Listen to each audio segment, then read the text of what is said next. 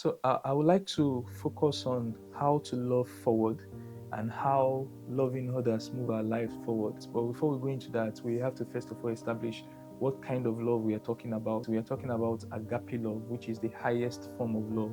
It is the love that gives meaning, essence, and sustenance to every other form of love. It is the God kind of love. I love the way C.S. Lewis put it. He calls it a steady wish, not just an affectionate feeling, but a steady wish for the loved person's ultimate good as far as it can be obtained. And I love the definition of a friend that someone says. It says someone that is committed to seeking your good. All right. William Barclay defines it as an unconquerable benevolence, an undefeatable goodwill, which will never seek anything but the highest good of others, no matter what they do to us and no matter how they treat us. So agape love is not actually like a response to another person, but it is a creative love. And Jock McCutcheon in his commentary calls it the unconquerable benevolence. Unconquerable benevolence, invincible goodness, the love that goes out even to enemies and prays for its persecutors. Now, this is not easy, and I'm not going to deny it. I mean, just listening to it is not easy. In another episode, we're going to talk more about strategic wisdom behind loving your enemies and how to love safely during the necessary boundaries. The principles of love are the principles of life. Love is the fabric that holds our universe together, and it finds relevance in every aspect of human relation, civilization, and our ecosystem. Despite the violence and the corruption that we see in our world today, it is unimaginable to think about a world without love. Imagine if everything stops sharing and stops giving. Tree stops producing oxygen, leaving the air unbreathable. River stops flowing, causing drought and dryness. Insects stop pollinating, causing a collapse in the food production. And the sun stops sharing its light and heat, plunging the world into cold darkness. Indeed, life without love would be empty, dark, and void. And unfortunately, this may be the life of people that consistently violate the principles of love. So I say it again, the principles of love is what holds life together. If you violate them, your life will be hard, and if you obey them, your life will be full of love and light.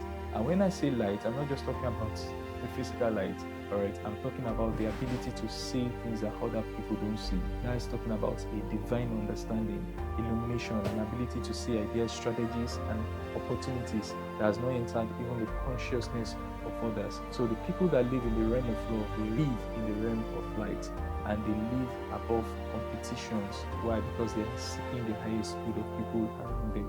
And consequently, they are seeing things that those people are not even seeing. So to love forward means to put love first when making decisions, either small or big. Life is full of decisions, and our daily choices gradually determines the quality of our life, our relationships, and the eventual outcome of our destiny. And I have to say that it also has to become a lifestyle. I mean, it can't be a situational thing, a once in a while thing. It has to be a lifestyle. I know the fear and hesitation in the heart of so many people about loving others is that, what if people don't reciprocate my love? Will that not make me look vulnerable and weak? Well, I won't assure you that people are going to reciprocate your love, but what I will assure you is that love will change you. The path of love definitely comes with sacrifices, starting with the sacrifice of ego and pride to produce humility in you.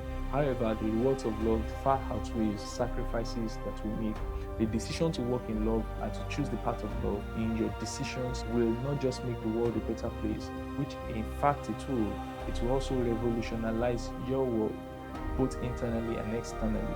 I mean, everyone out there is looking for a loving father, for a loving parent, for a loving sibling, all right, for a loving spouse and all that. Even unloving people want someone to love them unconditionally, either as a family member, co-worker, leader, or in other capacities. And the decision to love will also make you a better person, as love now becomes the compass, the lens with which you see the world. As the mirror principle says, we do not see the world how it is, we see the world how we are. In other words, as a man thinks in his heart, so is he. You don't only attract what you want, you also attract who you are. Consequently, if your heart is filled with so much hurt and offenses, you will keep meeting opportunities every day and everywhere you go to get offended. I close with the words of Jesus about the greatest commandment being love.